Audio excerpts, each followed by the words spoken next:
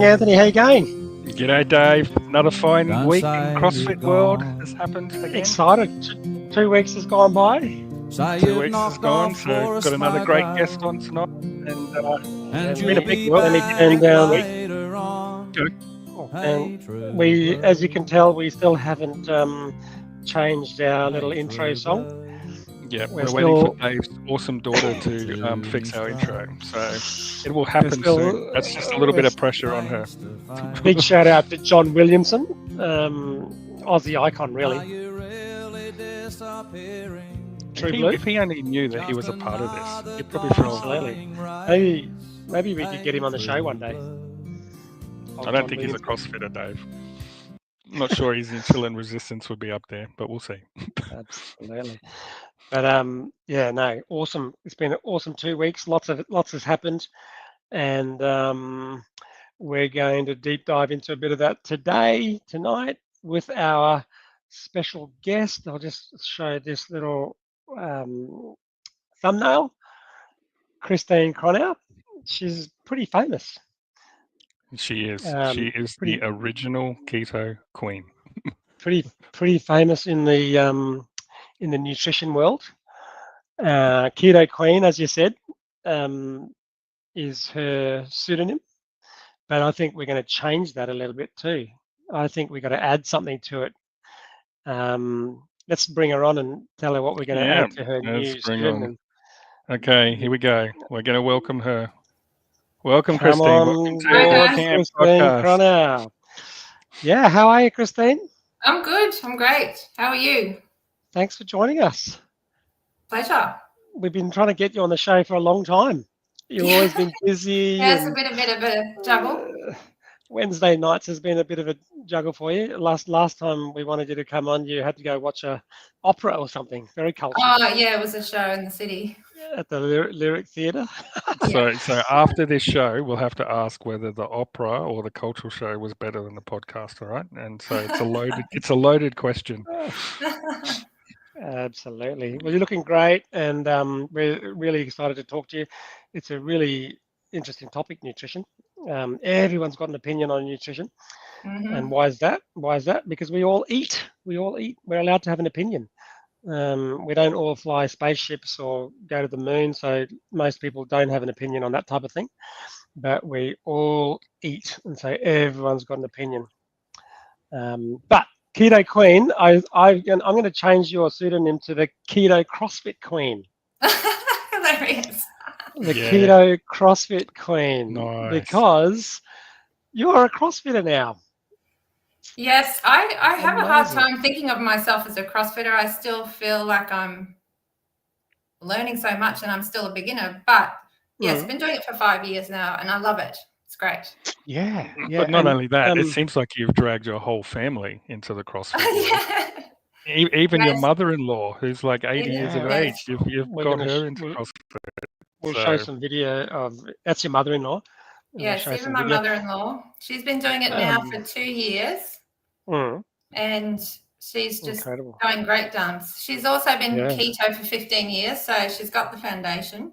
But she's been CrossFitting for 2 years now, and she does the life class. So some of the CrossFit gyms have the life class, which is awesome. And shout out to your box, your CrossFit box, CrossFit Western Front. Yeah.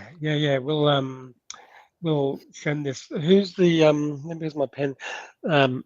What's the name of the box owner or team? So it's CrossFit Western Front, Ipswich, and you've got Kate and Alex, who are the owners. Ippy.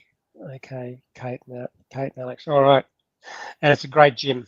It's an awesome gym. It's a fantastic gym. It's got a great community, as many of the CrossFit gyms do. It's been. And you used to train. We used to train together in the beginning, in the early days. Yes. Can I take credit? Sure. Can I take credit for getting you started in CrossFit? Absolutely, you can. So I don't know if you remember how Christine, that happened. Don't give him that. It'll be just another thing that'll. So I don't know if you remember how that happened. Do you? No, I can't. So you had a showing of that sugar film with Damon Gamow at the uni. Yes. And you had me speak there with Damon, and also I think you had David Gillespie as well. David Gillespie and that's the first time I met you through Troy Stapleton as well. the film. Yeah. And so we met at that event, and then I sort of started sending a lot of my patients to you for nutritional advice because it was just taking me too long in my 45-minute consults. They'd blow out to like an hour and a half, and my waiting room would be all very unhappy patients with spinal problems and brain tumors, and I was too busy talking about the carbs that they were all eating. so I offloaded that to you to help me with that, and then obviously we just started talking about what we did for health and fitness, and CrossFit came into the conversation. Absolutely, yes. You started talking to me about CrossFit, and I think Randall started first, my husband, and then I started shortly after he did. Yeah. And I honestly didn't think I'd be able to do it because I do have a damaged lung. That's right. I do also have some torn ligaments, so I can't jump. Yeah. Can't really run. I can do shuttle runs, but I can't do proper running. Well, I can remember you first talking to me about that because you were really worried, and you were telling me about the lung. You've had lung surgery. You had like a nasty lung infection or something like that required it wasn't surgery. It was just I ended up with sepsis many years ago, and of course, when you have sepsis, a lot of your organs shut down, including the lungs. Well, it's different for everyone, but it's generally the lungs. Could be the liver or kidneys. In my case, it was the liver and the lungs. And so did you have to have surgery? So basically what happened was they had to drain my lung. It was full of fluid. And so I've got quite a bit of scar tissue from 2 different punctures I had to do in my lungs. Yeah. And then the doctor sort of said it's unlikely that you'll ever be athletic or able to tolerate high intensity training or physicality, and you just believed him. Well, the doctor said to me, don't exercise. Don't exercise? Yeah. Oh, wow. I didn't listen to that, but so I was exercising. Good old modern medicine strikes again. Good old modern medicine. In fact, I had a checkup recently with a specialist, and they again told me not to exercise. Is this a specialist in what? Respiratory? This was a specialist who was looking at my torn ligaments. They were saying don't exercise. Definitely not deadlift, squat, any of that type of thing. But I've been exercising quite a long time with those things, and I've been doing quite well. And in fact, the great thing about it is that with my lung was assessed at about 50% capacity before I started CrossFit, and I tried everything. I tried machines, I tried breathing exercises, I tried all kinds of therapy. And the thing that's improved my lung function the most has been CrossFit. So wow. I often say there's 2 things that changed my life: keto, second one, CrossFit. Okay, let's show this so that your orthopedic surgeon can get really mad at you next time you see him. You said don't deadlift, right? There you go. What was that? 90 kilos? That's my 91 kilo. That's my one max at the minute. 91 kilos. And this is the family? This is your daughter? This is my family. This is my daughter, Anna. And my husband, Randall. Randall, hitting it, going hard at CrossFit Western Front. Yep. They're tough movements. They'll V-ups. Yeah. V-ups for Anna. V-up Anna, and you're doing H-ups? Well, that's supposed to be V-ups, but I can't quite get my legs straight yet. Yep. Doesn't matter. Randall's doing his sit-ups. Randall's pretty fit. He's always been pretty athletic. Oh, he's very fit. He used to do... Oh, this is my mother-in-law. This is your mother-in-law who's started CrossFit 2 years ago, people. On the weekend. How old's your mum? Your mother-in-law? So she's about to turn 80. That's it. Perfect. Wow. How cool is that? That's not many 80-year-olds abseiling down Kangaroo Point cliffs. That's it. Jesus. Is that Kangaroo Point? Oh, here we go. And here's 80-year-old. So she had a goal before she turned 50. Before she turned 80 to do a 50-kilo deadlift. Well, that's easy. And here she does it twice. Oh, she's going again. That was easy. She could do more. She's got a lot more in her. Just last week, she did 5 by 5. Very good. How good does that make you feel? No, she did 5. Wow. So she's obviously got to get a new 1 rep max now. Oh, easy. Like that was not even hard. I mean, obviously, you know, you just got to build up slowly. But... Are you there? You probably do there. Like that 50 went. Sorry, Anthony, you just broke up. What did you say? Did I? Yeah, you just broke up. Anthony's broken up. I think we lost him for a little bit. Can you hear me? Oh, you just got blocked out by Telstra, the supercharged internet. I got blocked out by your internet for some bandwidth. So yeah, well, I'm sure she'll. Let's get. So what was 50 kilograms, and she's aiming for another. Well, she hasn't set a new goal, but obviously she can increase her 1 rep max now that she's done 5 of the 50 kilos. Oh God, yeah. But she ended up doing that 50 kilo deadlift early, and she turns 80 at the end of the month, so on the 26th. And she kind of had a goal of doing these things, these little bucket list things, did she? And CrossFit and nutrition has probably been a big contributor to that.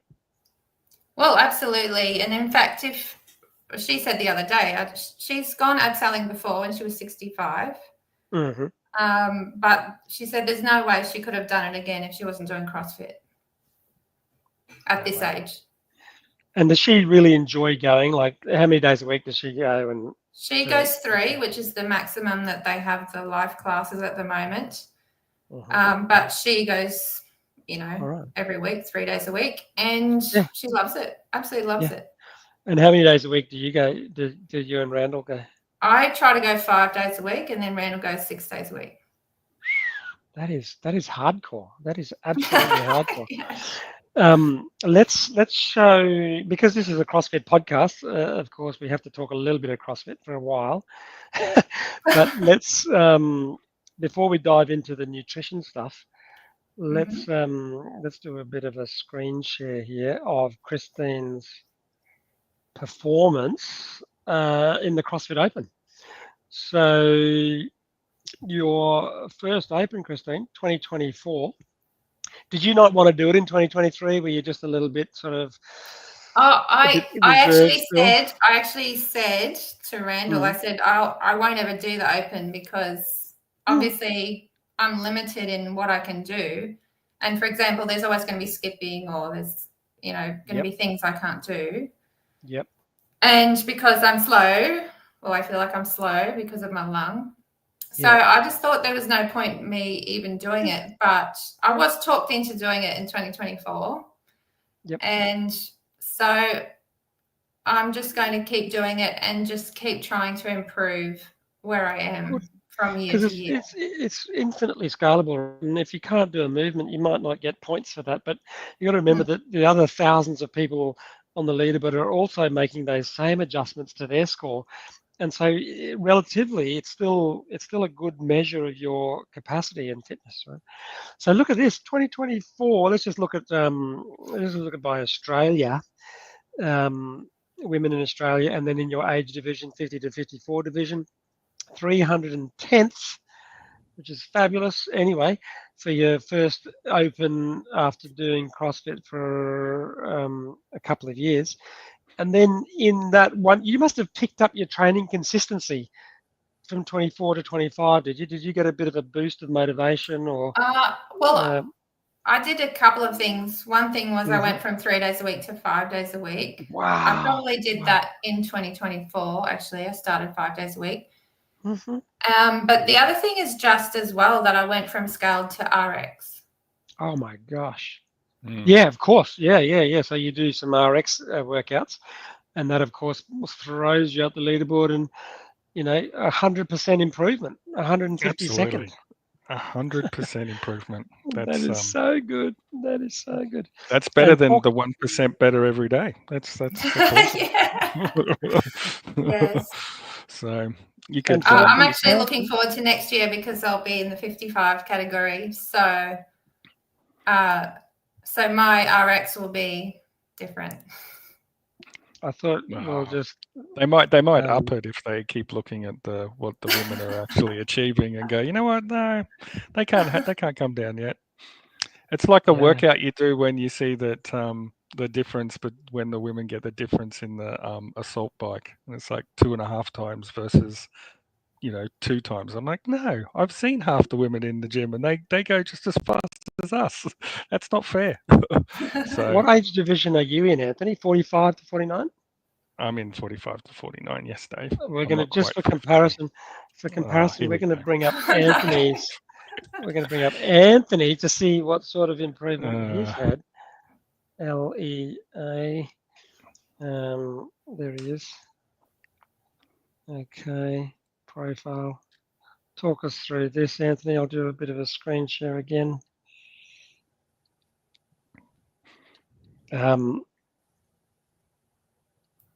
Okay, there's Anthony's profile. Ranked by country. You've not doing too bad. Oh, look, you've done quite a few. 21, 22, 23, 24, 25. Yep. 607 in Australia. And then not a massive jump. No, there wasn't really the changes, but I think 2023 was the year where there was so many people that did the open. So it seemed like I didn't really increase. You went backwards. You went backwards a bit. But it was interesting because 2023 was pretty much, I think, the first year I started doing some RX pieces. Yeah. Yep. And then so maybe you would have done better if you'd stayed scaled. Do you think? Or no. Okay. Like it would have been. I think it was just the amount of people. Like if you look at, I think there's a little dip in yours as well at that time, because I think that was when it was a really high participation that year. And yeah, so you can see that 2025 has been my best year. So I'm pretty. So that what I've shown that for, Christine, is just to show you that, like, the order of magnitude, the order of magnitude of improvement is so good. It's just such a reflection of your capacity and fitness gains, and obviously that'll slow down. It'll start to be a little bit of a slower sort of trend line of gains, but it doesn't ever stop being fun, and that's what's one of the really cool things about CrossFit is that those gains in numbers like PBs and times and things like that are also that's a nice message from Kate. Hey, Kate. Kate, CrossFit WF Western Front. So Kate's the owner of CrossFit Western Front. Oh, Kate, we've been talking about Western Front a lot. Actually, we haven't talked about anything else other than Western Front so far. Thanks for joining the podcast, Kate. Be sure to support the channel and hit the subscribe button. Hit the subscribe button so that you don't miss any of our future shows. We're how many months into it are we now? We're a couple of months. I think this is us. Yeah, it's a couple of months now. So growing with traction and got a few more. You can always look at the past episodes on YouTube and see the people that we've been able to. We've had some great people so far. So we had Cara last fortnight. So yeah. So that's superb. But yeah, okay. Let's take that down. We'll stop sharing that one. So just when you're talking about improvements, one of the things I love about CrossFit is that as people are degenerating at this age, we're still getting better every year, which it blows my mind. Even with everything that I know, it still blows my mind that most people are convinced that they have to, as they get older, they slow down, whereas we're speeding up. We're still trying to do better and better each year, and I'm sure we'll reach a point where we won't be able to keep doing that. We don't know where. We don't know when that is. I don't think it's really clear where that that plateau is. Where we are getting older. Maybe we're getting a little bit more skillful as we play the sport longer before natural senescence and aging starts to make you start the decline, right? But even if you think about the decline in functional capacity, that's still going to be much shallower than if you weren't engaging in regular functional training. It's still going to be much shallower, compared to people who don't do this as part of their lifestyle. Absolutely. And this is where Dave, like Christine and I, are going to catch up to you, because you're going to come down faster because you're older and you've been at the top for so long. Whereas Christine and I, we just keep going up. I'm not stopping. We're going up. Yeah, we're still going up because we haven't been doing it as long, David. Absolutely. Well, it's super. Yeah, I mean, this is the thing when new people join the gym, our gym, and they're sort of on this rapid improvement, and I think, oh gosh, that I won't be able to beat that young bloody gun for very much longer, because they just make this rapid improvement, and here we are just sort of slowly improving. But well, that's what happened when Anna joined the gym. She's just she's already doing muscle ups. I can't do a muscle up. She's shot past us. That's great. So. She's right into it. Has she managed to get any of her friends into it as well, or not? Like her age. Not yet, but she's really enjoying it. She loves it. Awesome. Let me just bring this into the. Actually, she's been at CrossFit Western Front 1 year now. She just made 1 year. Oh, okay. So this is like one of the central tenets of CrossFit, and one of the things that appealed to me about it when I started CrossFit, and no other sport, like running, tennis, surfing, whatever sport you could think of, just personal training, club sports, footy, we don't have this as one of the central tenets of the game. Nutrition is at the base of the pyramid. Okay, nutrition forms the basis of our performance and our health, and then it's only after that we start to think about at the apex. Like, and now we're looking at it as a sport, and then when you look at it as a sport, it's mechanics, consistency, and intensity. Okay, so everyone who does CrossFit understands the apex of the empirical goals of CrossFit, or the fundamentals of CrossFit. They understand mechanics, consistency, intensity. We all feel that every time we do a workout.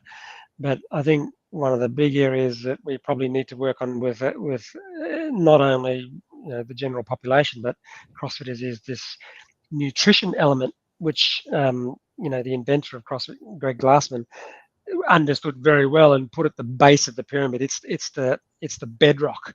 It's the bedrock of building the human body.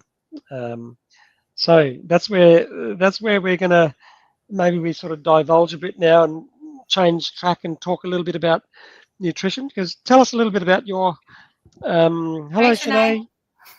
You know Shanae, Christine? Yes, Shanae's an absolute beast. She only had a baby 9 months ago, and she's killing it in the gym. She's even awesome. She's even faster than she was before she had a baby. Wow. The pregnancy hormones. All the super hormones. Well, you're also carrying that extra weight for 9 months, right? Absolutely. And then you're training with that extra weight. Actually, like and subscribe, Shanae. The Camp podcast, one of the only Australian-based CrossFit podcasts with a focus on affiliates. Okay, affiliates is the king. Affiliates is what we need to support. It's got to be CrossFit's popularity and professionalization is built through the affiliates. So support us as we do our bit to support affiliates.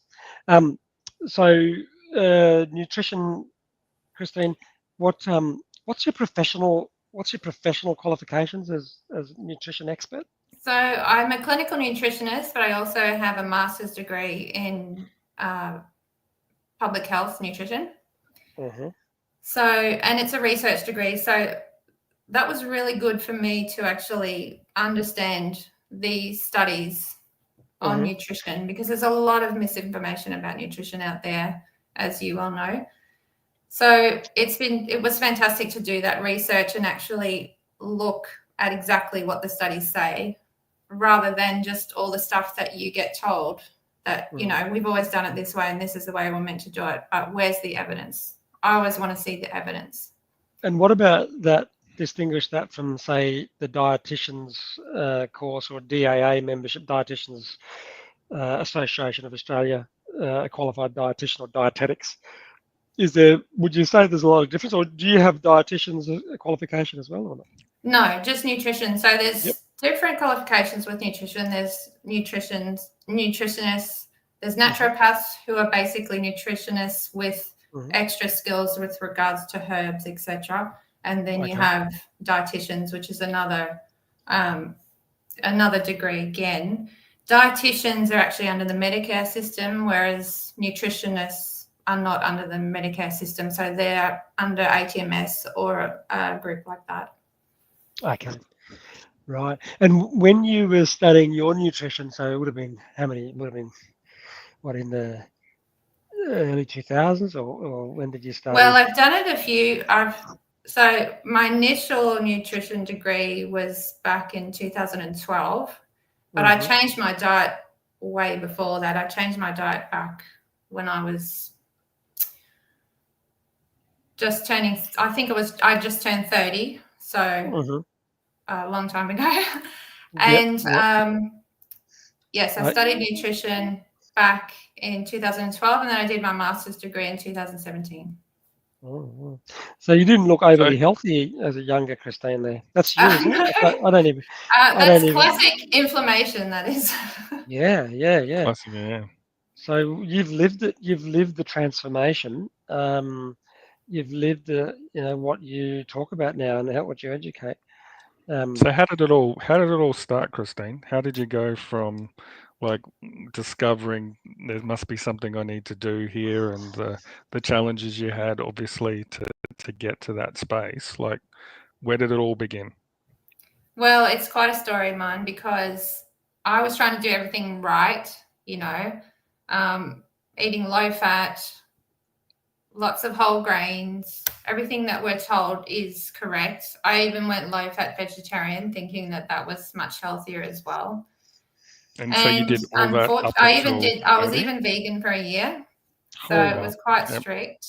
And I was doing all the right things as far as what they tell you about combining your legumes and your grains to make sure you're getting complete protein, all that sort of stuff. Yet my health was going downhill, which didn't make much sense to me. If I'm doing all the right things according to the health guidelines, why is my health going downhill? So it actually literally started with a 5-minute conversation that I had with a friend of mine who was a doctor, and she wasn't practicing at the time. She was at home with young children.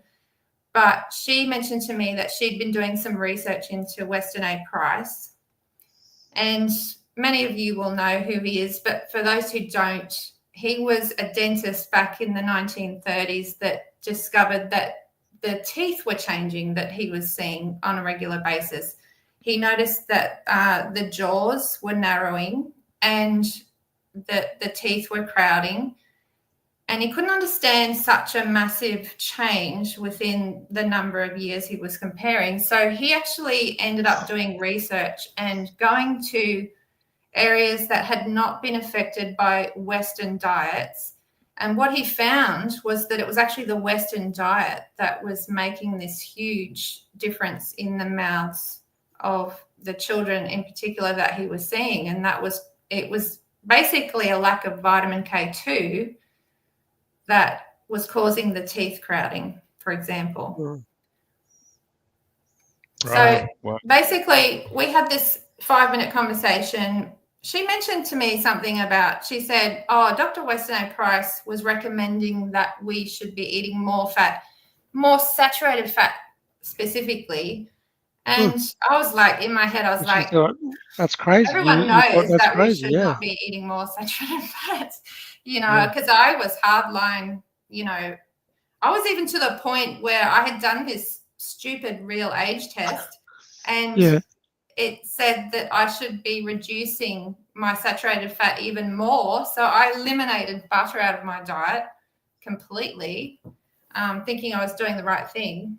Anyway, so even though I initially rejected it, something about it made sense. So I started doing some research into it. And then I realized when I was doing that, well, my diet that I was eating, which was, something like 4 or 6. You were following you were following these guidelines, this right? is what I was doing.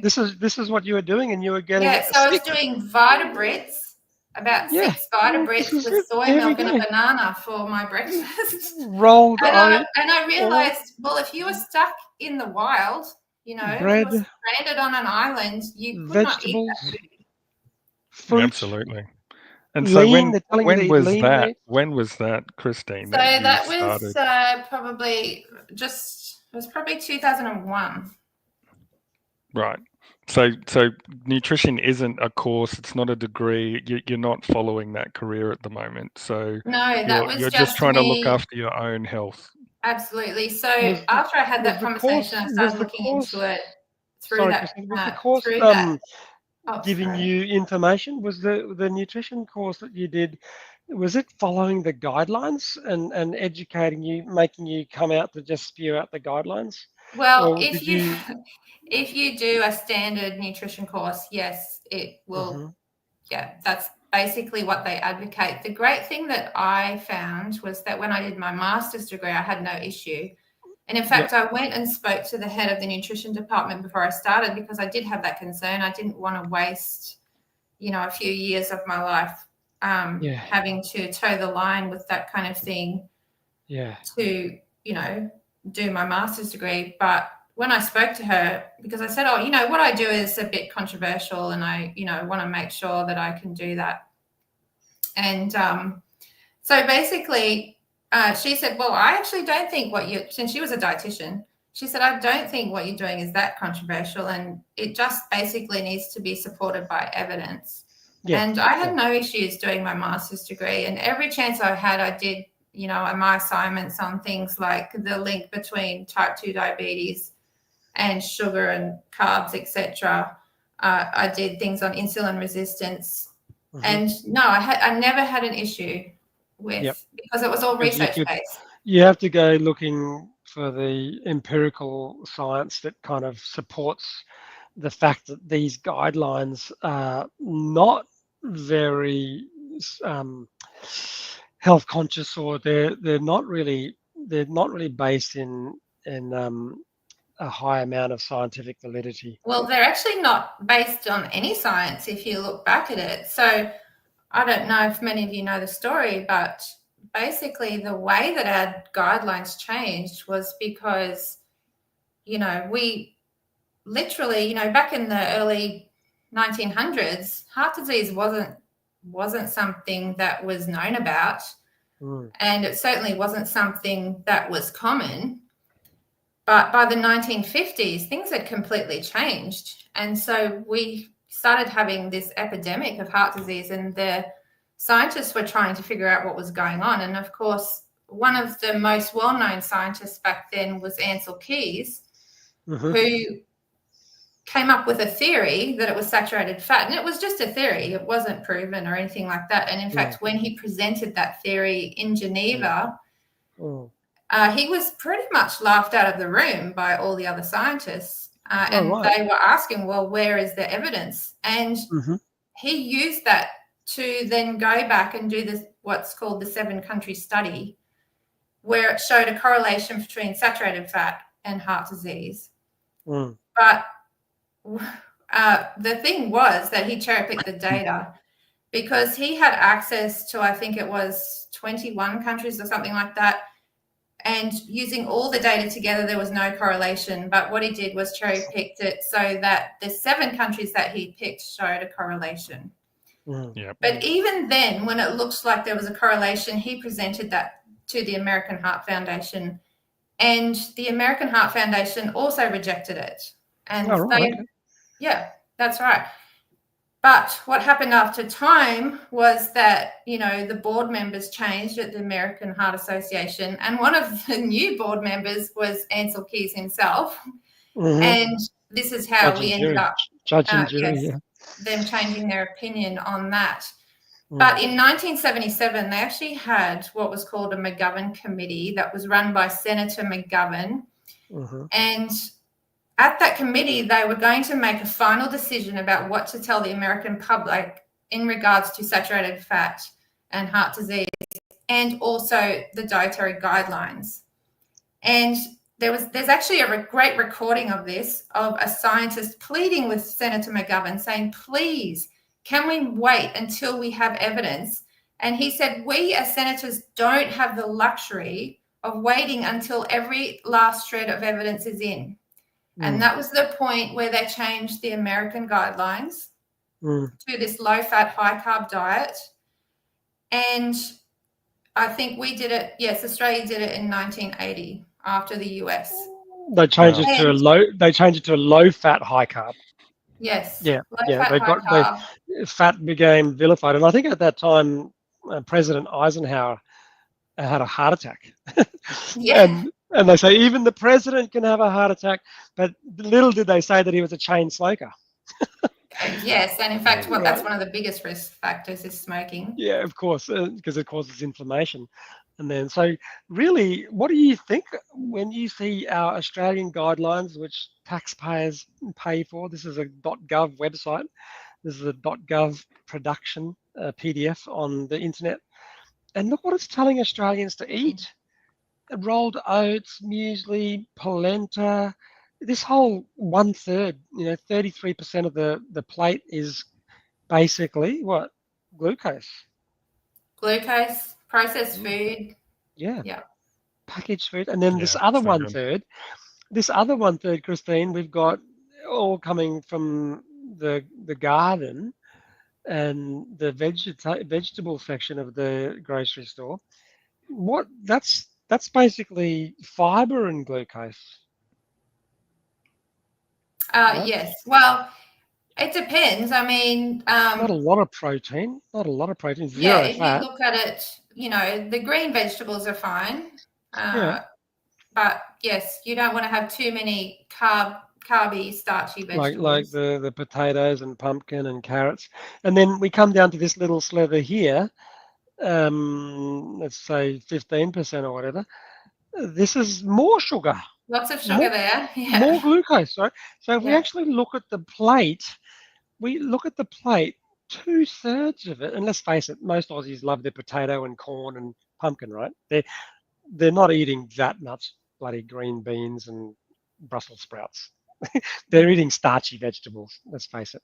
So 2/3 of the plate is glucose.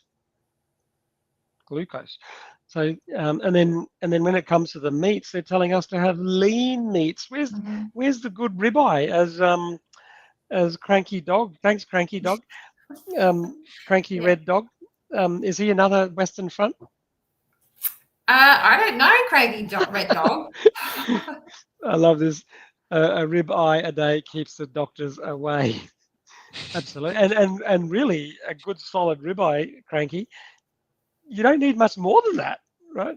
No. I've been surviving on 600 grams of ribeye every single day for the last 2 years.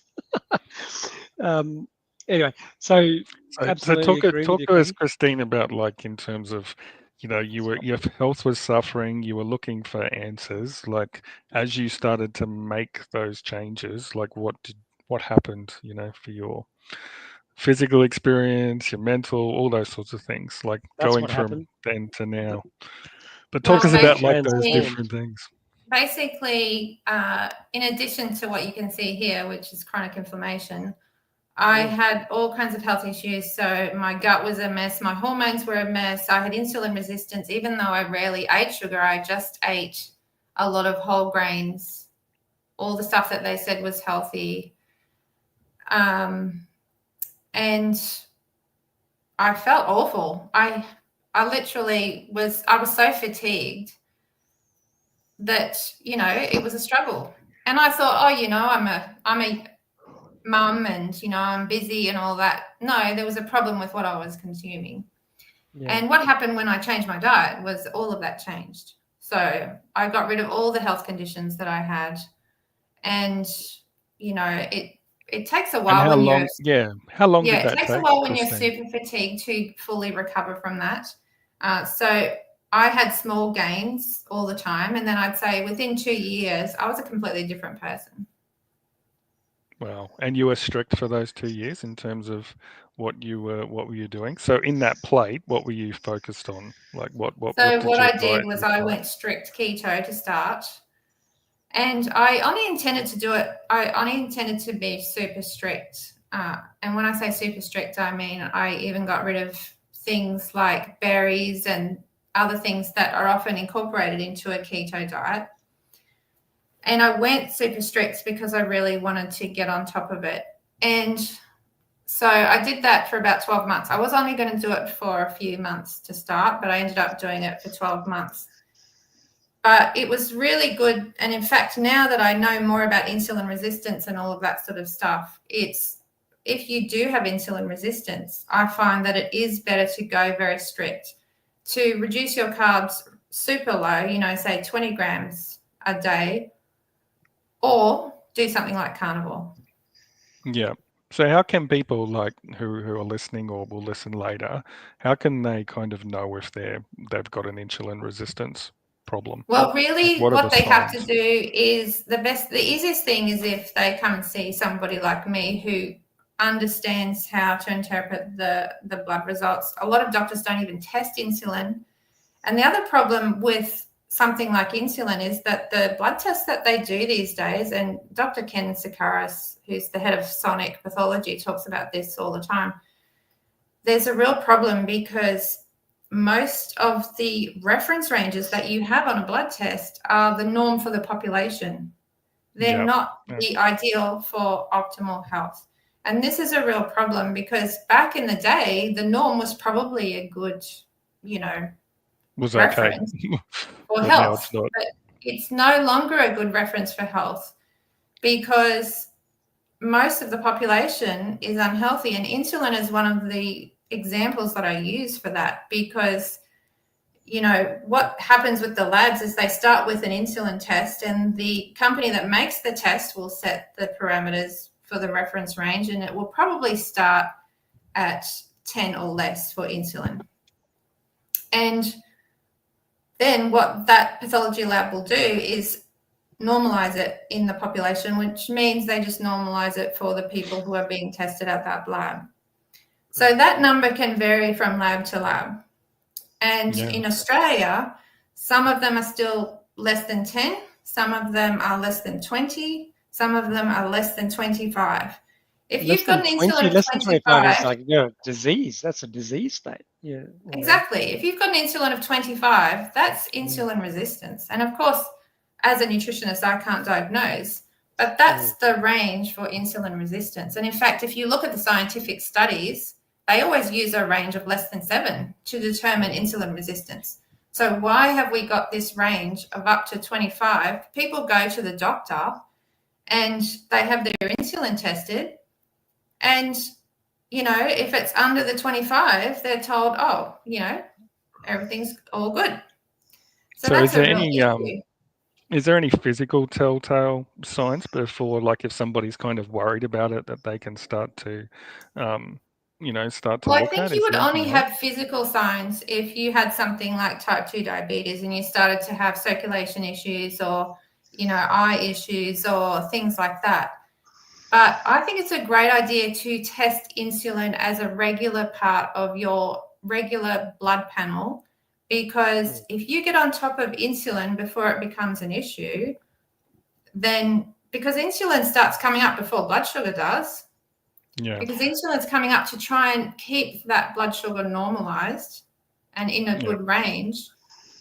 So it comes up way before the blood sugar does in most people. So if you can find out that your insulin is elevating, then you can get on top of this stuff a lot earlier than once the blood sugar started to come up. It's been going on for a while. I don't think a lot of people, even in general population, even know what insulin resistance is, and I don't think the GPs talk about it. They talk about their sugars. Every diabetic or pre-diabetic or obese person, the doctors will talk to them about their sugars, and they'll test the blood sugar and say, "Oh, it's okay. You don't have diabetes. You're good." But they, like you said, they don't test the fasting insulin. So the patient and the doctor don't realize that the diet is causing the pancreas to kind of get flogged and work overtime. And then insulin resistance, maybe this is probably a nice simple one. A lot of people don't realize that insulin resistance probably affects more people on the planet than any other condition. Probably 50 to 75% of people on the planet in Western countries. But look at what it does. All of these, not just obesity, not just people who are overweight, but it causes all of this: heart disease, dyslipidemia, type 2 diabetes, polycystic ovary syndrome, high blood pressure. And then all of that then goes on to the cardiovascular disease, heart attacks and strokes. Mental health as well, Christine, would you? Insulin resistance, that's part of mental health? Absolutely, yeah. And fatigue. It causes, when people have high blood sugar, it causes acne. There's acne, exactly, bad so many different things. So but all the insulin girls out there with resistance bad is the skin, cause if of, they've got it's pimples, basically at the base of metabolic disease. metabolic syndrome. Yeah. And biggest of all that scares people, cancer. There's definitely a link. There's definitely a link between insulin resistance and cancer because of its, damage to the mitochondria. And I think there's been, a heap of evidence coming out now that cancer is not just a genetic disease; it's a metabolic disease. It's a disease of the of cellular metabolism at the mitochondrial level. So this massive rise in cancer, breast cancer, especially in young people, kind of went hand in hand with the increase in obesity and diabetes. So like the associations are very, very clear, but yet there's not enough people with your skills, including the medical community, that are talking about this condition of insulin resistance. And just explain to us, Christine, how that insulin resistance is linked to carbohydrates.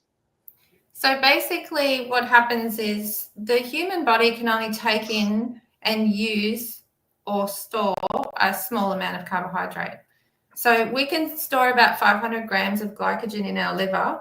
We can store a little bit in our muscles. That's it. So if we take in more than we can use or store, we have to do something with the rest. Generally, we store it as fat, which is why generally when people are eating too many carbs, they start storing fat and becoming overweight. The other problem is that you have this insulin getting higher and higher and higher, trying to get this glucose out of the bloodstream because the body knows it's not safe for you to have high levels of blood glucose. Yes.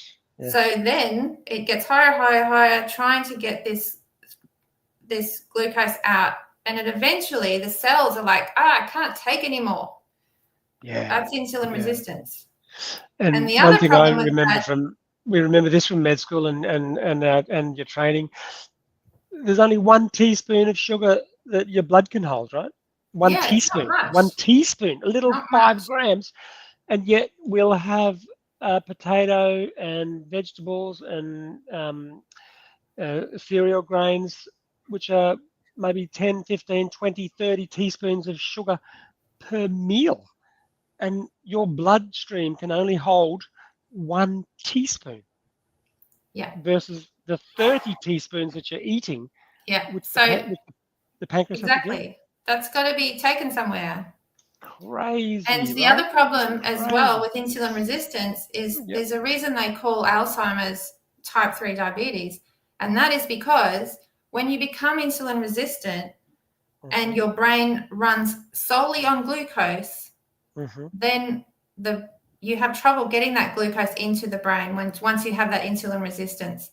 And the brain runs best optimally on a mixture of ketones and glucose. Yeah. Someone was asking me that the other day. Yeah. If you can go keto, and even if you're not keto, if you take coconut oil, which can help you produce ketones, you then can supply that brain with an alternate fuel source. So people who are at the very beginning stages of dementia or Alzheimer's can often see a huge improvement just by getting a form of fuel to their brain.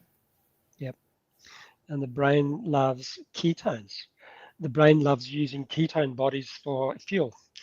A lot of dietitians, nutritionists might say, oh, no, the brain can only use glucose for energy. It's crazy, right? Absolutely crazy. And actually, sorry, Anthony. Sorry, I was just thinking, Christine. So, like, obviously, you've got an enormous amount of knowledge in this space, but you were a patient. You treated yourself. You fixed yourself with your health. Like, what was then the transition to then becoming what you are now? Like the original keto CrossFit Queen, which you will be now. Well, actually, the reason I went down that path, because what I used to do was I used to write computer manuals. So completely different. But the reason I went down that path was because I was so disgusted that I had been given all this incorrect information, and I wanted to be able to prevent other people from going down that path, because I got really sick. And I was having children while I was sick and not healthy. And in fact, Anna often teases me and says that she was a veggie baby, because I was vegetarian when I had her, and she was born with the smallest jaw in the world, we used to say. So we had to do a lot of work to extend her jaw, because my diet just didn't have enough vitamin K2. And that's what happens. That's what happened. So that was the driving force to then that was the driving force, because I wanted to tell other people, hey, we're not being told the truth here.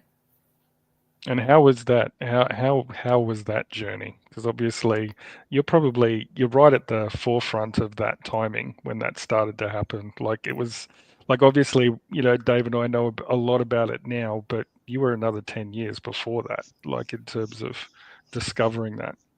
Yes, well, it's interesting how much things have changed between then and now, because back when I first started, saturated fat, or even fat, dietary fat, was literally a dirty word. And you would have I had very strong reactions to it. And there's been a lot of progress, even though there's still a lot of progress to happen. There's been a lot of progress in that. Generally, when you talk to someone and you say I'm keto, they're like, oh yeah, they've heard of keto. It's, a pretty big thing now. And so it's not really something where people go, oh my goodness, you're going to die of a heart attack, which is what you used to get back in the day. You still see on popular culture now, like Netflix or watching TV, you'll still hear the comment of, oh, you're having bacon and eggs, that'll block your arteries.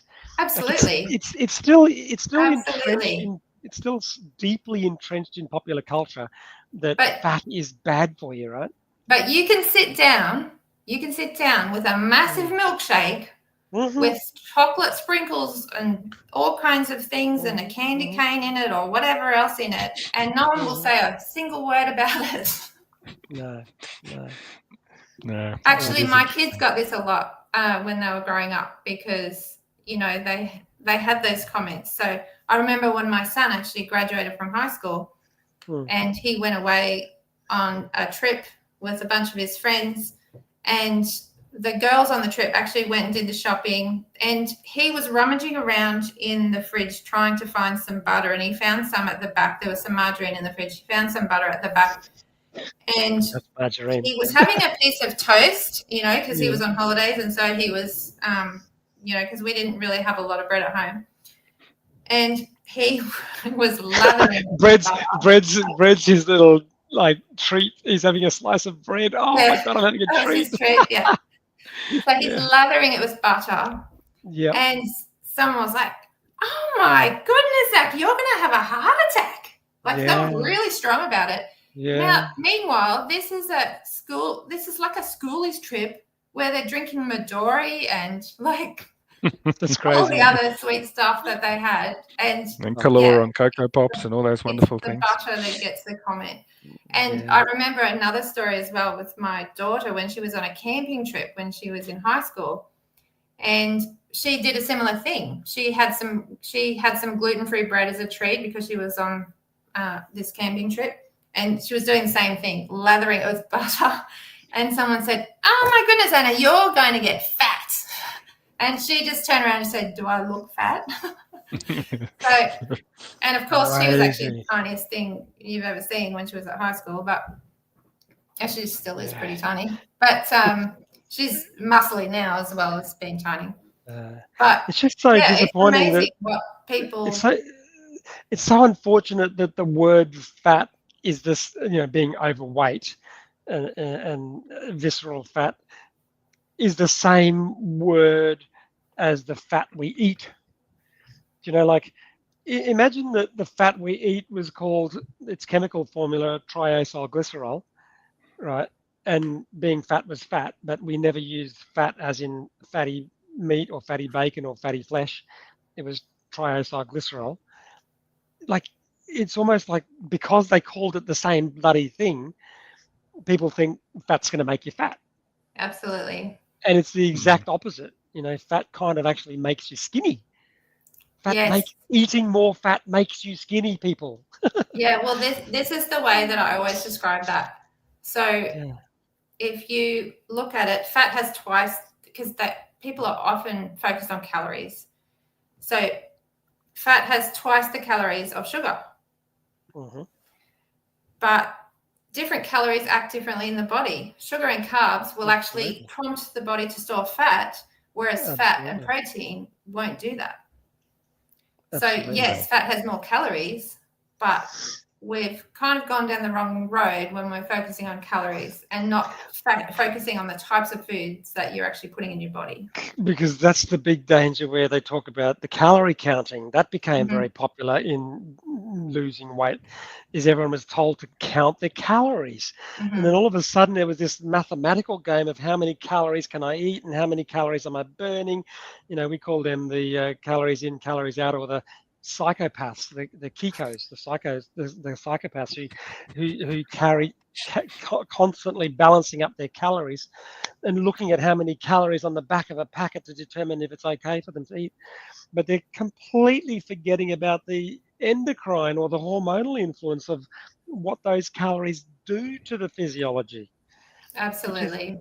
Which is but not only that, but calories are a measure of heat. So how did it suddenly become something that we use to describe the value of our food? It's like the other thing that really frustrates me is this is something that's really screwed up women's health in particular, because most women have grown up with this idea that they have to restrict, that they have to go hungry, that they have to eat less than they need. And if you think about, particularly with exercise, what they're told is to move more, eat less. Well, if you're exercising, you will be able to confirm this, you need to eat more.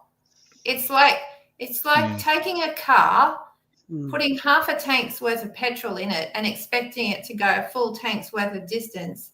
And here are these women, they're cranky, they are depressed. They're all the things that happen when you go on a low-fat diet because you're not getting enough fat for your hormones. You especially need fat for your hormones. Going on a low-fat diet is a terrible idea. They often become drawn in the face when they go on a low-fat diet. And in fact, they've got this thing called Ozempic face now, because all these people who are taking Ozempic, which basically just makes you feel so sick that you can't eat. And so it's basically a quick, easy, well, I wouldn't call it easy, but a quick way of reducing your calories.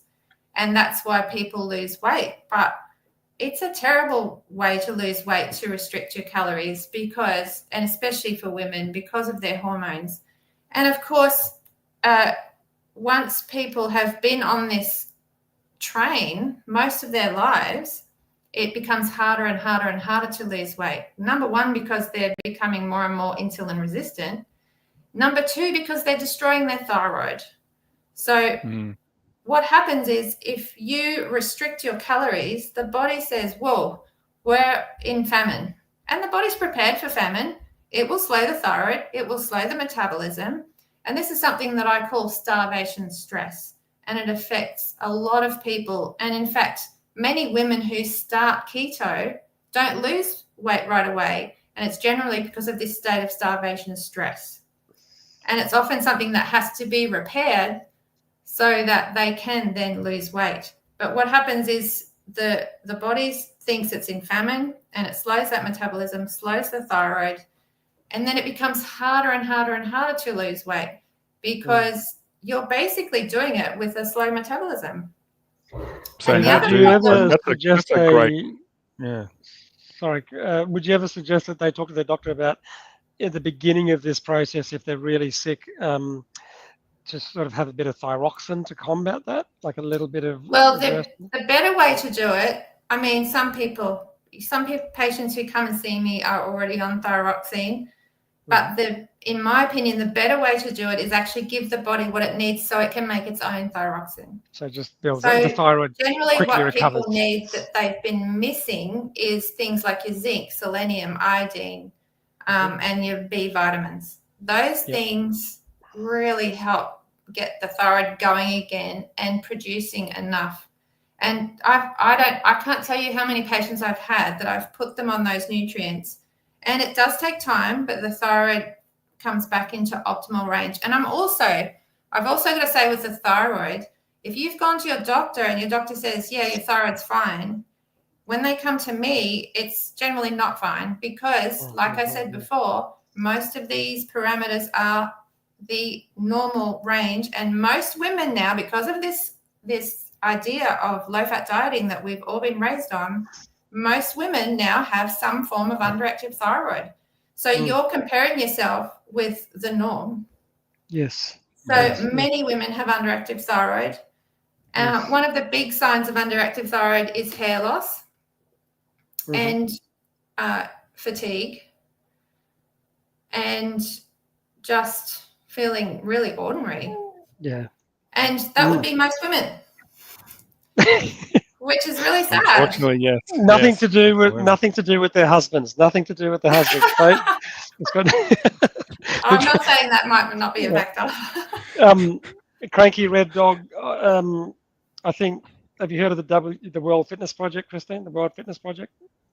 No. I think there's a lot of there must be a lot of insulin-resistant athletes out there because they all squat above parallel.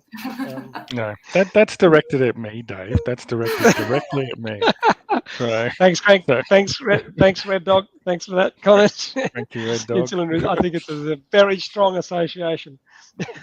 No, I don't. I don't think there's that association. There isn't actually a recognized biochemical pathway to which fatty acids can cause metabolic harm. We don't. That's right. I remember someone put out a scientific challenge to the world, and there was a prize money of like $50,000 or something to all biochemists and nutritionists and physiologists and dietitians. If they could put forward a biochemical physiological pathway that showed or demonstrated how fatty acids could create metabolic inflammation and harm or injury, and the prize has still never been claimed. $50,000 bursary is still sitting out there. I think it's through the Low Carb Down Under organization or something like that, or the Low Carb group, which is it's global now. So if you disagree with us, show us the biochemical pathway and claim your $50,000. Absolutely. And the other thing is, think about the words essential fatty acids. We need fatty acids. They're so important. And I can't stress enough as well for women and their hormones. most women, once they get to menopausal age, in fact, they've got no hormones left. So when we go into fertility when we're young, going out of fertility shouldn't be any more traumatic, really. But it is, because most women have completely ruined their hormones, and they've burnt out their adrenals, which of course take over the production of hormones once the ovaries shut down. So you have women who are operating on very little hormones, and it just creates absolute havoc. And, you know, you can hear a lot of menopausal women talk about the fact that they just feel like death warmed up. Well, menopause is a reduction in estrogen, and estrogen directly reduces insulin sensitivity. So if you're a carb loader, now you've got two things causing insulin resistance. You know, the carbs as well as the lack of estrogen. You know, so it's even harder. So Christine, how did you find the transition, like for you personally, because obviously you were eating 6 Vitabrits for breakfast and banana and all that sort of stuff, and as you transitioned away, you know, for those 2 years, like how hard did you find it to kind of maintain that keto lifestyle? Well, it's interesting because when I first did it, because I'd been vegetarian for 5 years. And so the thought of going back to meat, actually, I found quite upsetting.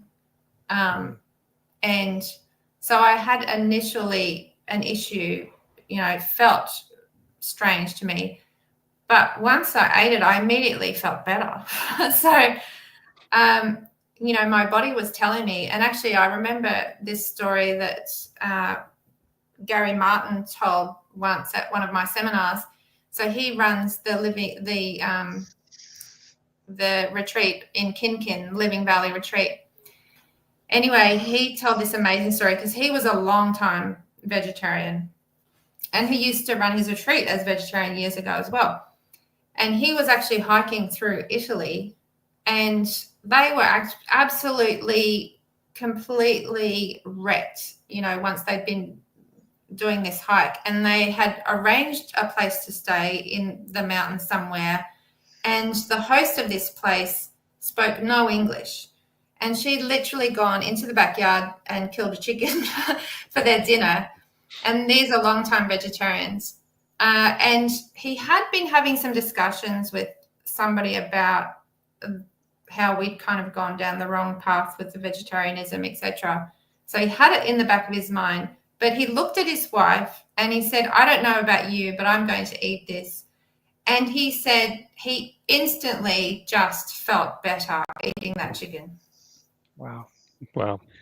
Came alive. That's a pretty powerful statement.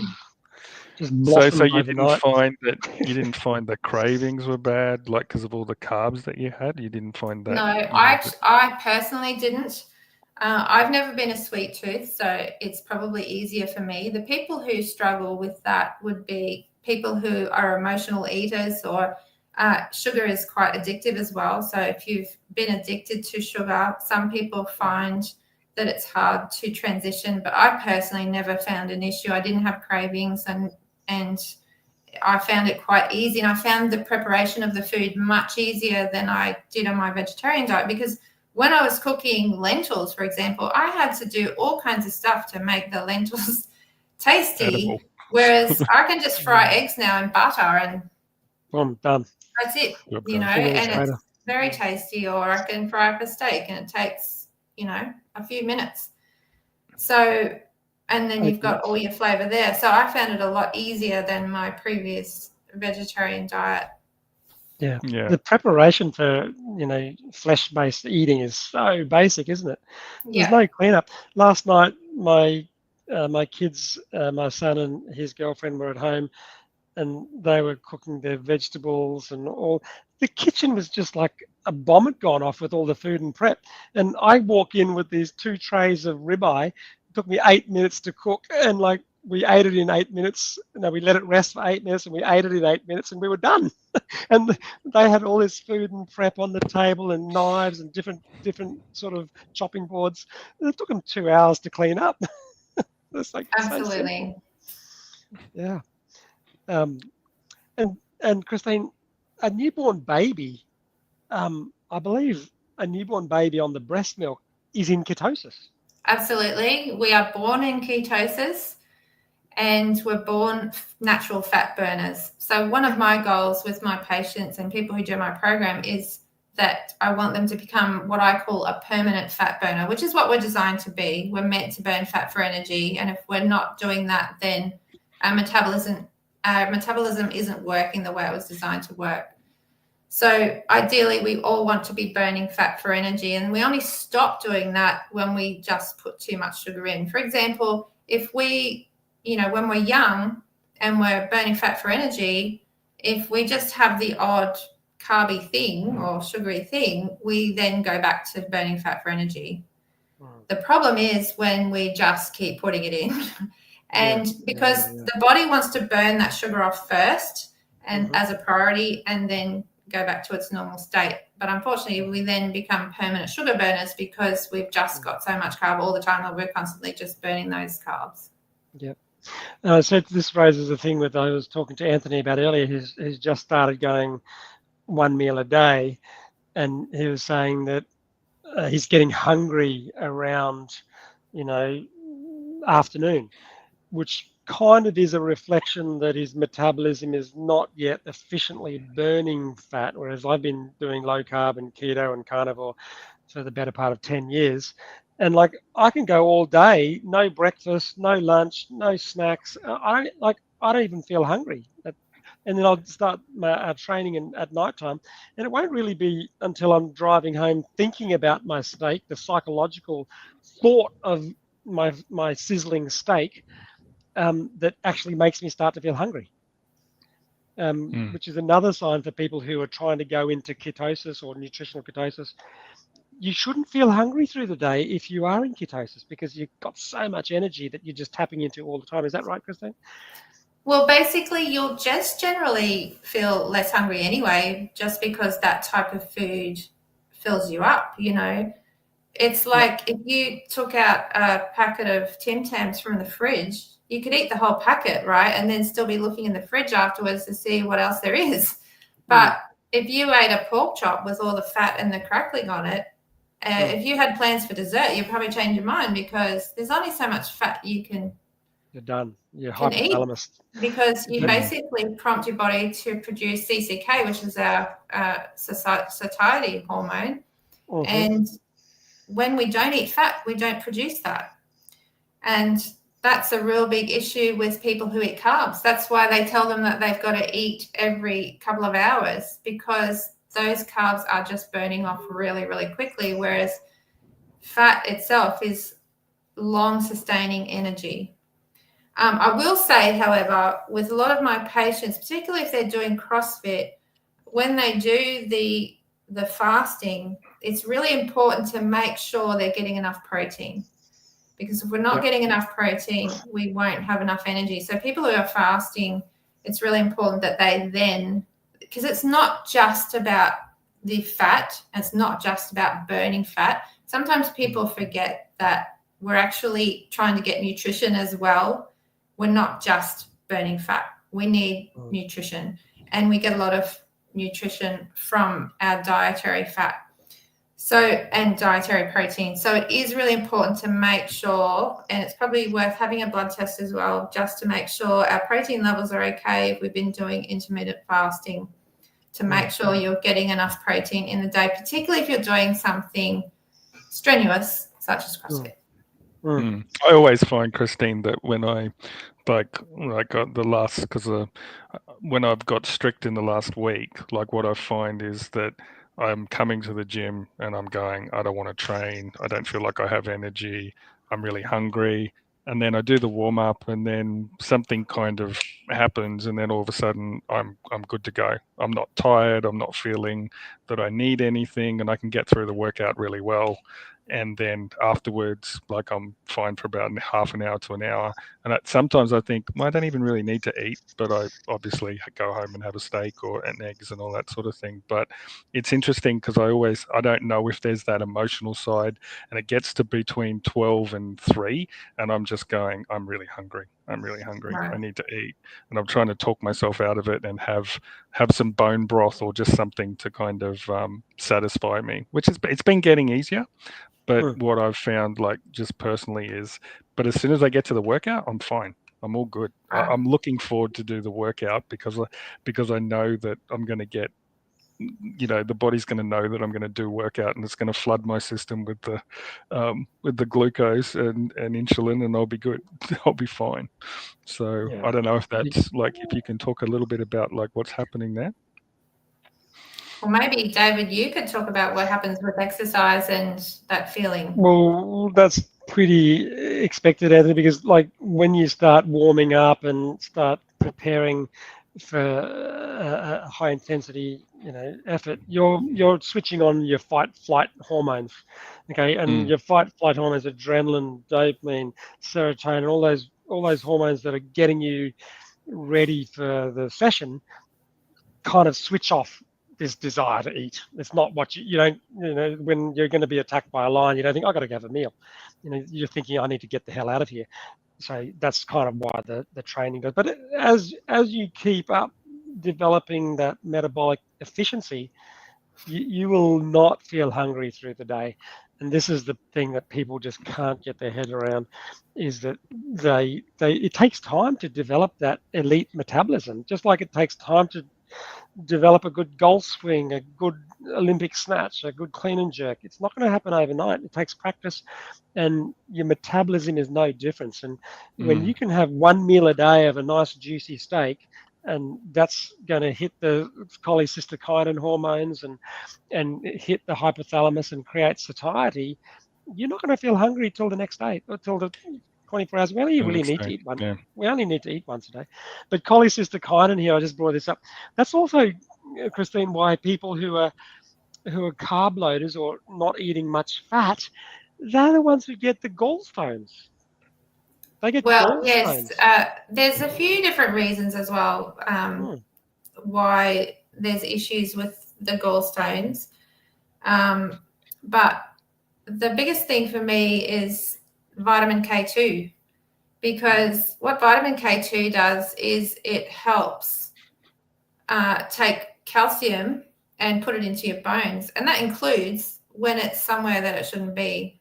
And if you have a buildup of calcium, I mean, it's probably another show, but if you have a buildup of calcium, free calcium in the body, then that vitamin K2 can really help. And of course, our diets are generally deficient in vitamin K2 these days, because you get vitamin K2 from your fatty cheeses, such as Camembert and Brie, cheese like Gouda, grass-fed butter. It's really only in animal foods, unless you're eating a whole bunch of Japanese,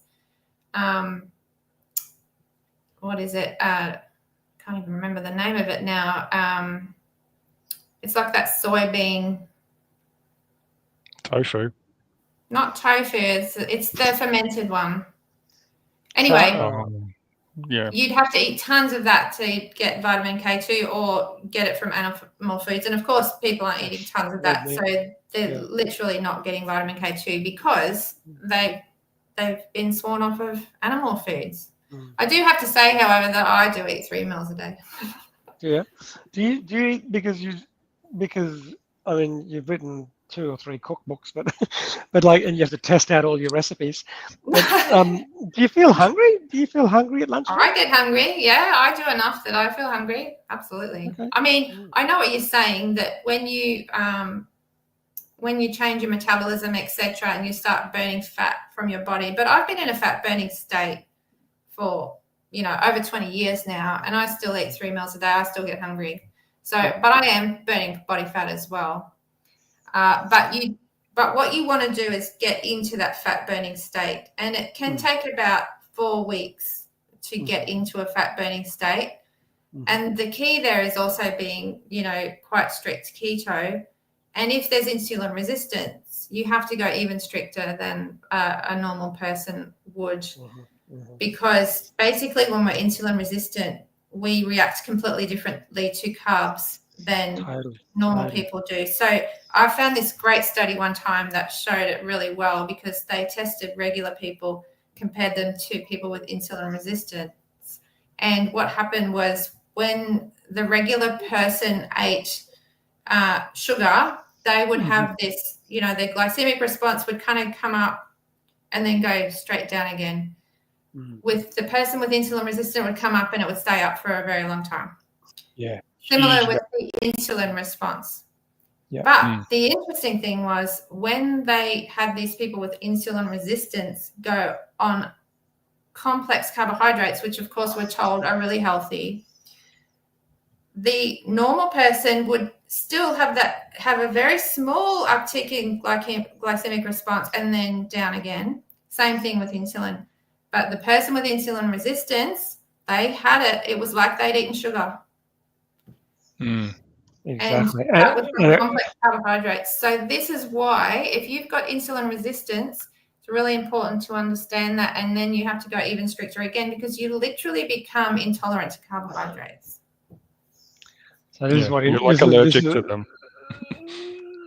This is what Christine's talking about here. The scientist that proved all this was Professor Kraft back in the day, and he kind of showed, once you develop insulin resistance, a piece of a sandwich or a slice of toast, compared to someone who's insulin sensitive, is almost like a Mars bar versus a slice of toast.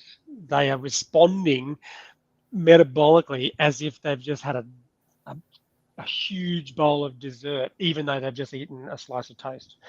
And so they cannot compare what they do metabolically to, maybe, because a lot of my patients, husband and wife come in, and one of them will be morbidly obese with insulin resistance, and their husband will be, or the other partner will be skinny, and they say, but we both eat the same thing. But you're not comparing the same. It's completely out of context. One person is insulin sensitive and one person is insulin resistant. So even though they're both having porridge in the morning, the person who's unhealthy, it's like they're having 5 Mars bars in the morning. And they don't get that, because they're both eating the same thing. They think that why can't I have my porridge? Why do I have to have scrambled eggs? But yeah, that's this is actually a really interesting point as well, because when people go low carb or keto, and I don't think a lot of people who are teaching in this space understand this, so it becomes very frustrating for people. But I find around 50% of people, women in particular, it affects women more, who start low carb or keto, they don't lose weight. And they're like, why? And their husband over here is like dropping like crazy. And they're like, what the heck? So there's 2 main reasons that this happens. And the one I mentioned before was the thyroid, from starvation stress from years of dieting. So that's why it affects women more. The second one is insulin resistance, for that reason I was talking about before, because you have a completely different glycemic and insulin response from eating even good carbs that are acceptable on a keto diet, such as berries. The fibrous veggies and stuff, yeah.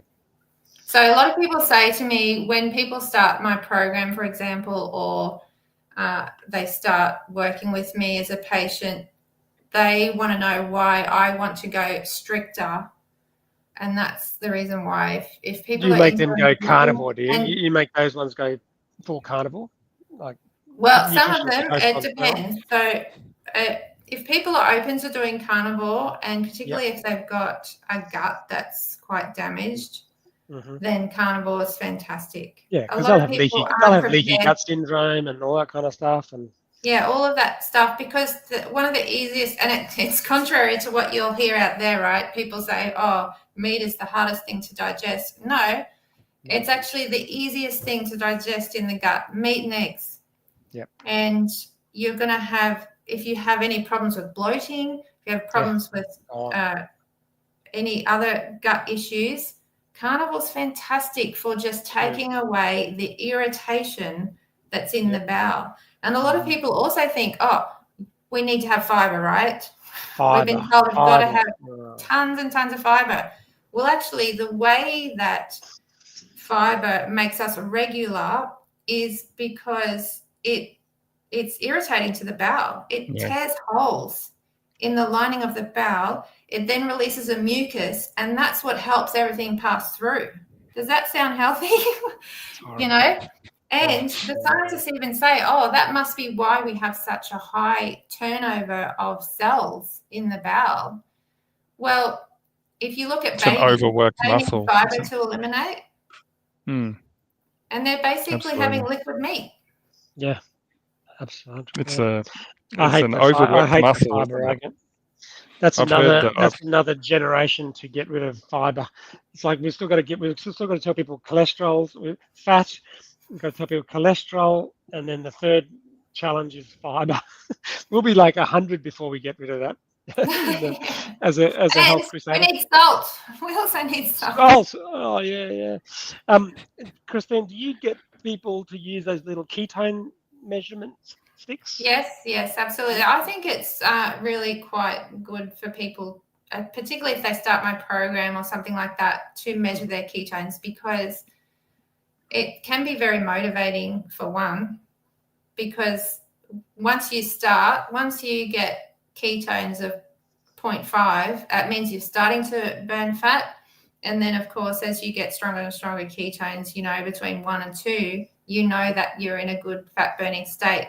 It's also really helpful for people to see what happens if they go off track when they're trying to get into ketosis, because what happens is they'll be going along, say they've done the diet for a couple of weeks, they eat something that's very carby, and boom, they're out of ketosis like that, and they've got to start again.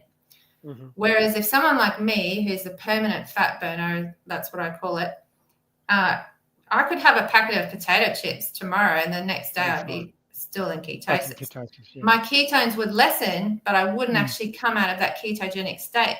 Of course, if I went on a carb bender for a month or a week or something, I'd be out of ketosis again. But my point is that when you're first going into that ketogenic state, it's really important to stay strict if you want to achieve that strong fat burning state. And it takes probably 6 months to become what I call a fat burner, where you're not so easily rocked out of that state. Yeah. Wow. Can I ask you, because it is getting late, this is one of our longest podcasts, but it's so interesting.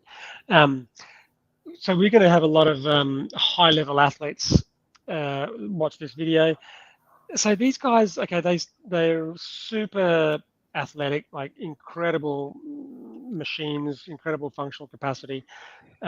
We often see their videos on Instagram, and they're, you can't argue with them. They're amazing athletes. They're going to the CrossFit Games and standing on the podium and stuff like that, but eating dreadfully, as far as what we would define as dreadful, like heaps of carbohydrates, heaps of sugar, heaps of fructose, and just constantly eating throughout the day, because they're supercharged athletes that they say, I need all these calories, and I need to put on, I need these calories, which are mostly glucose and carb driven.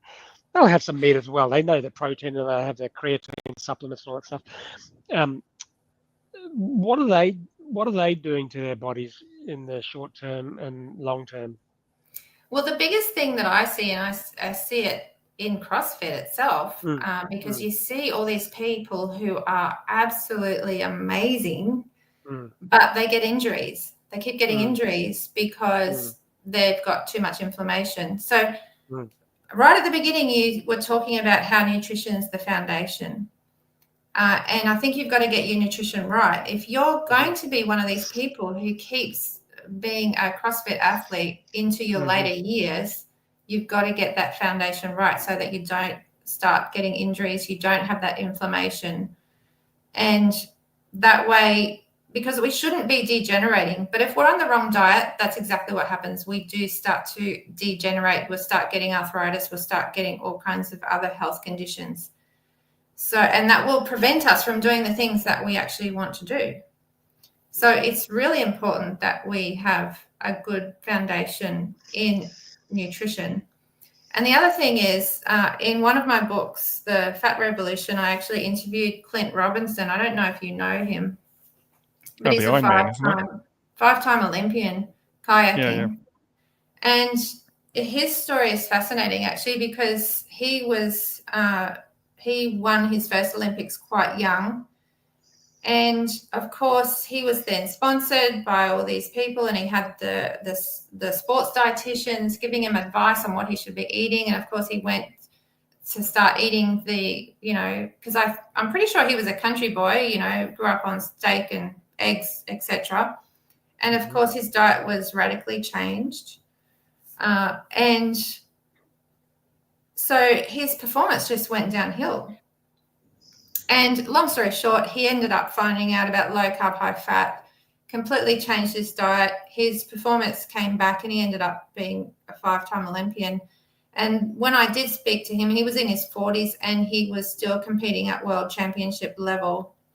And he talked about how when the other athletes on his team were carb loading, he was basically eating 2 steaks. And he was fat loading. And the thing that I remember him saying is that he didn't need any of the gels or any of the other things to keep him going. And of course, he was an endurance athlete as well. But he had far more energy and long sustaining energy, not just the short acting, which is why they have to keep taking the gels. And it's also why you see those people, what's the word for it, when they hit the wall at the end of a race and they literally can't keep moving. Yeah. Yes. So that's because of the glucose. So if you use fat, say you're going to do a big event and you use fat, it's much more long sustaining energy. The important thing is when I'm working with athletes, it's important that when you're going to transition from a normal diet to a keto diet, to not do it when you have any events, because your performance will suffer while you do. It takes time. It takes about 4 weeks to become fat. I think if you had an elite level athlete, you'd be sort of even longer, even longer, because they need their metabolism performing at an elite level. So that's going to take even longer. But my advice to young CrossFitters now who are just emerging and they're going to be our superstars, in 5 years' time or whatever, they've got to start that now. This is what I say to our members, the couple who have really showing a lot of promise to competing at the CrossFit Games, is that your performance enhancing drug is your diet. Absolutely. PED. That's what I say. PEDs, performance enhancing diet. Because that's going to make the difference. They all train and they all lift barbells and throw dumbbells around and hang from ropes and whatnot, just like each other. There's no separation there. There's no separation. 6 hours in the gym, but the thing that's going to define you and separate you is your diet. But it's a self-fulfilling prophecy that they got to keep carb loading if they start carb loading. You have to. It's like a drug. You need more of it to keep. You do, and it runs out really quickly. It's a self-fulfilling prophecy. And I think there's a nutritionist or a dietitian called a sports dietitian. She advocates it. She advocates it to her to the athletes that subscribe to her. Well, it's standard. It's standard practice. And it's totally it flies in the face of what Greg Glassman kind of knew empirically said 20 years ago. Fitness in 100 words. The diet: eat meat and vegetables and nuts and seeds, little bit of fruit, little starch, no sugar. It's just it's such a central tenet. Yet the people who are the most elite in the sport don't follow it. They think that's for everyone else because they're not elite, right? You're not elite, so you don't need. I have to be a bit different to you, but that's also an oxymoron too, because we do this sport to develop health. So how could you throw something into the mix that makes you extremely unhealthy if you consider yourself to be elite? It's completely topsy-turvy. But what do you think they're doing long term? So with short term, we know that are they setting themselves up for diabetes and dementia and atherosclerosis and cancer later? Well, this is the problem, because insulin resistance is the base of metabolic disease. That's the case for everyone who's eating that way. If you're eating too much sugar and carbohydrate, that you're eating more than you can use or store, you're going to potentially not only gain extra weight, which is going to be a problem, but also it is the basis for metabolic disease. So it's absolutely essential especially if we don't want to degenerate as we get older. And that was one of the books that Dr. Weston A. Price, that I mentioned at the beginning, wrote, was Physical Degeneration. And you see it everywhere. It's become the norm that you think as you get older that you have to degenerate. It's just part of aging, but it's not. And in fact, actually, I remember this really funny story. One time when I was on a current affair, this was years ago, somebody sent me a story, and he said he was a dairy farmer.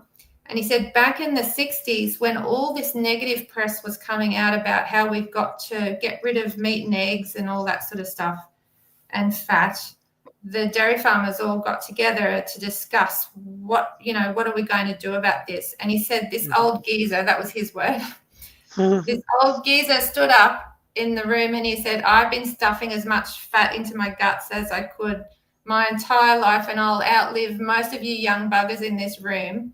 And he said he did. He rolled his tractor down a slope when he was 99. Oh, wow. Jeez. But my point is, he was still working the land. Yeah. He was still active. I don't know. 20 years less than his age would suggest he should be doing, or more.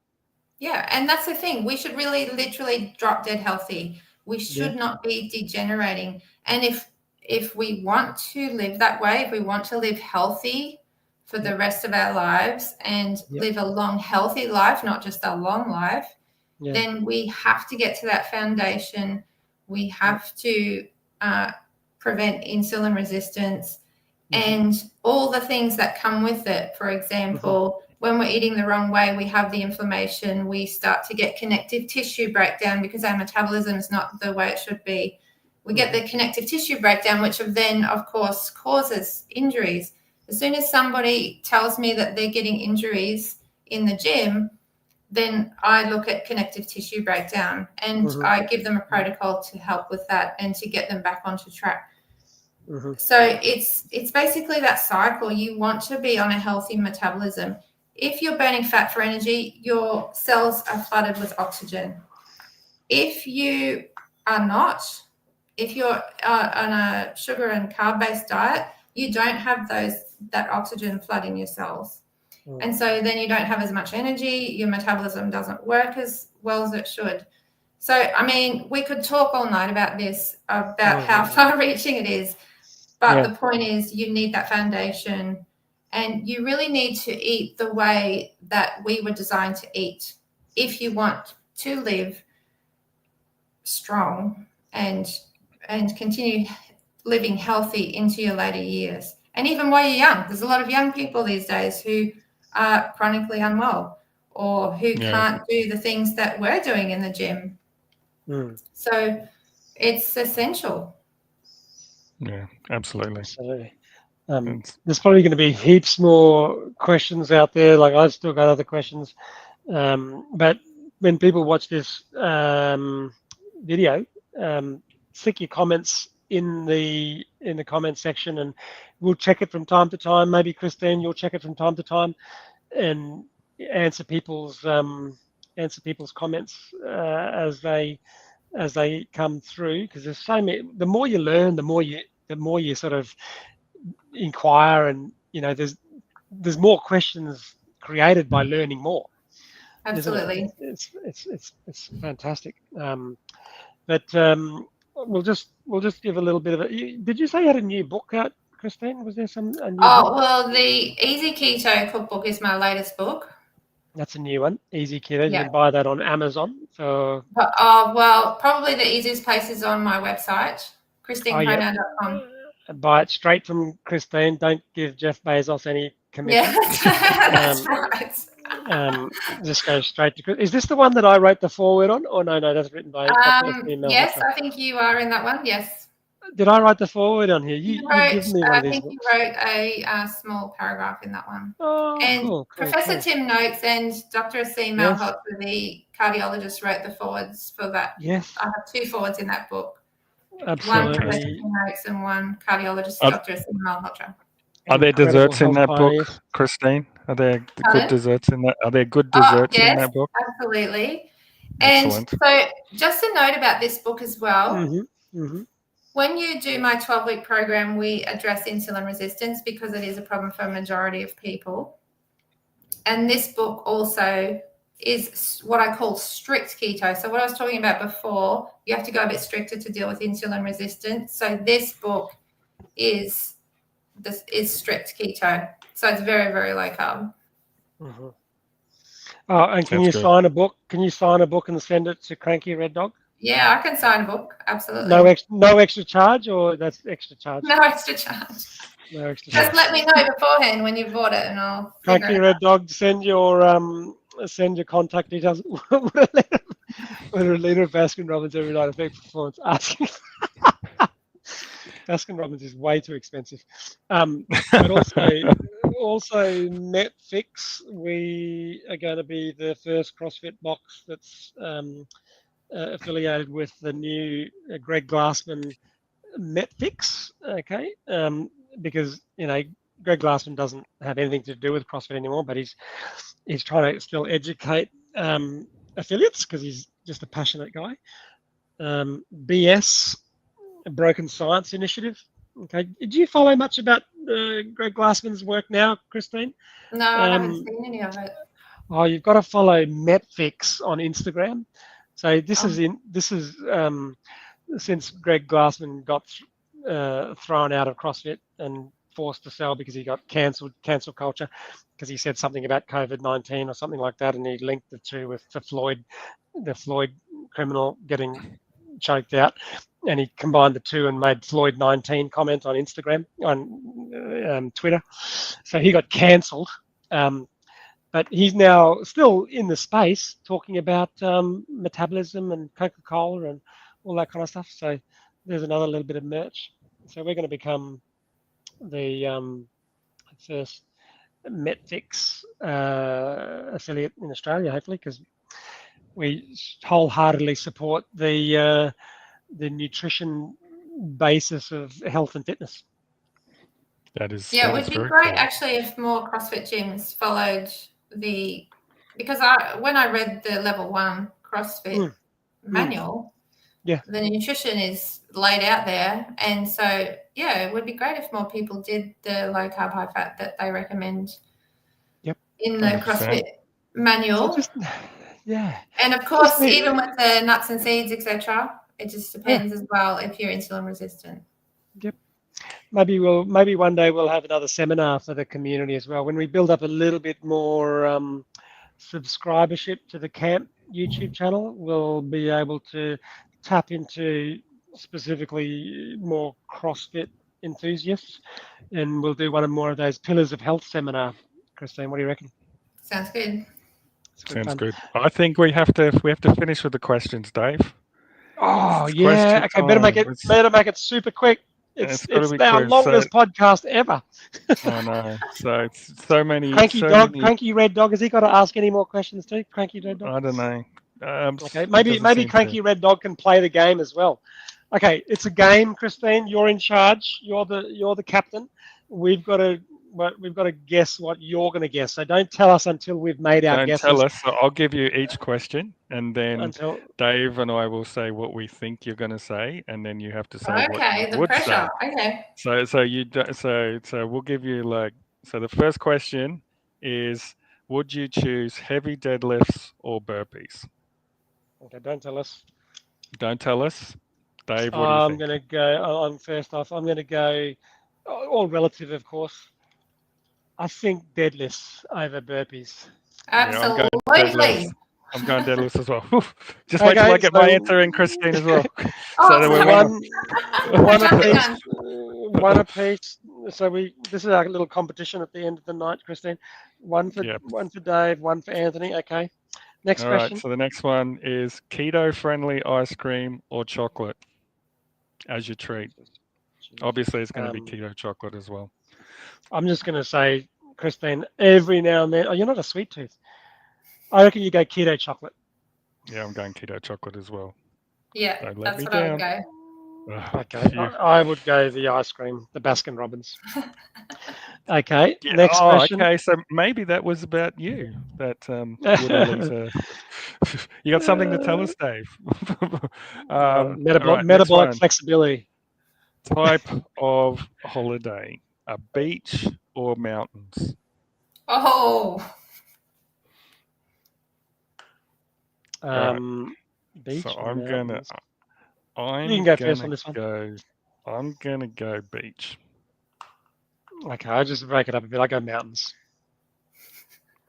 I think Dave's got an advantage there. She lives in the mountains. She lives in the mountains. Okay, fantastic. Okay. No, but it's your holiday. You're not my ideal, and there's no place around Brisbane that you can do this, but my ideal would be the mountains and the beach. Somewhere you could live in the mountains and have a view of the water. That would be my ideal. Do you want to swim in the water? Because I guess you could go to Cairns, but you just can't swim in the water. You can see the beach and you can. Yeah, but I wouldn't go to Cairns. I want to stay here and have that, and that's not possible. Okay. All right. You got to come out the scenic rim. The beach is only 30 minutes away. Yes. Okay. Next question. 3-me. I'm in the lead. Next question. I'm in the lead. High rocks, or one of Dave's New Year's Days WODs that we've all had to do. What are you going to choose? High rocks or Dave's New Year's Days?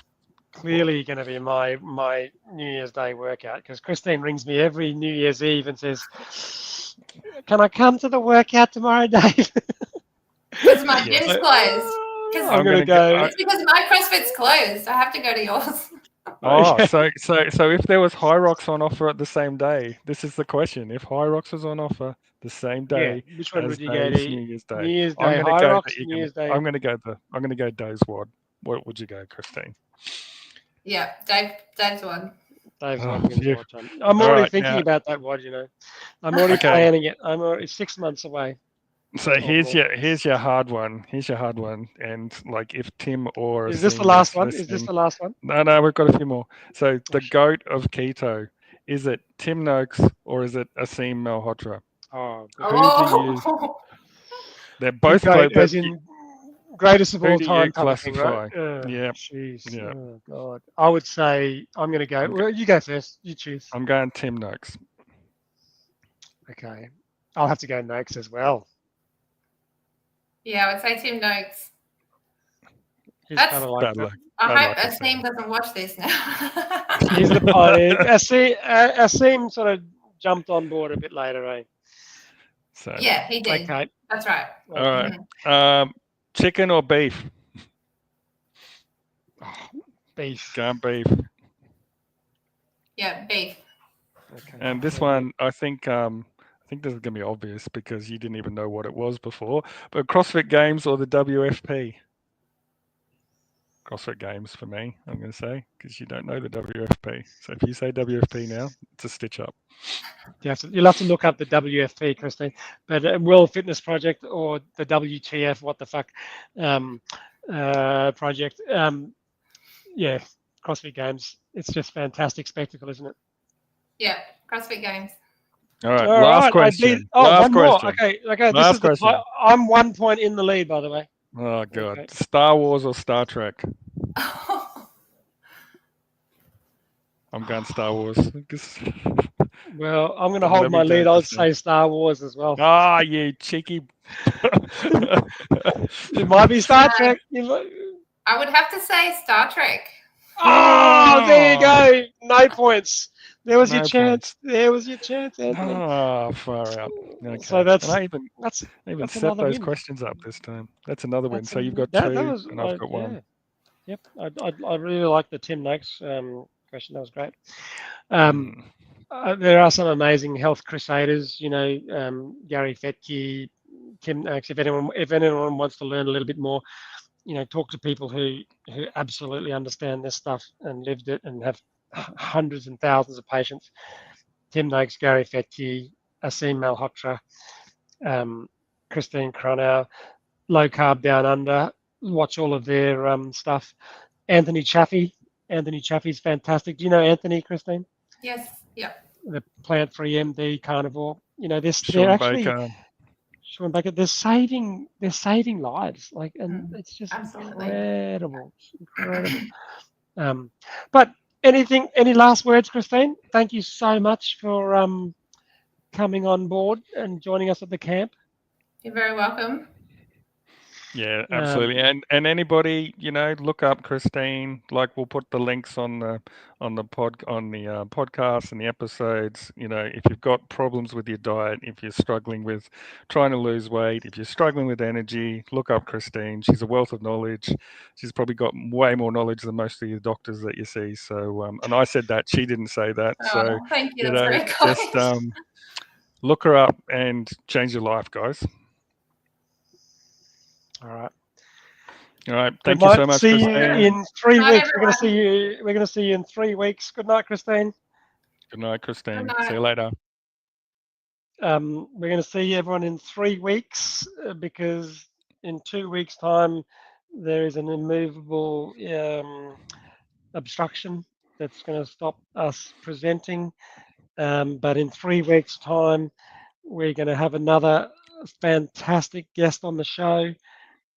Subscribe to our channel so you don't miss out on any of the promos, and also so that you can send questions in to Christine. This has been an awesome evening, a long one, but I think well worth it. Absolutely. Dropping absolute nuggets of truth and, different to what a lot of people probably have heard. So hopefully it's hit a lot of people. Okay, let's go home. I've still got to have some steak. More steak. Bye-bye. All right, mate. See ya.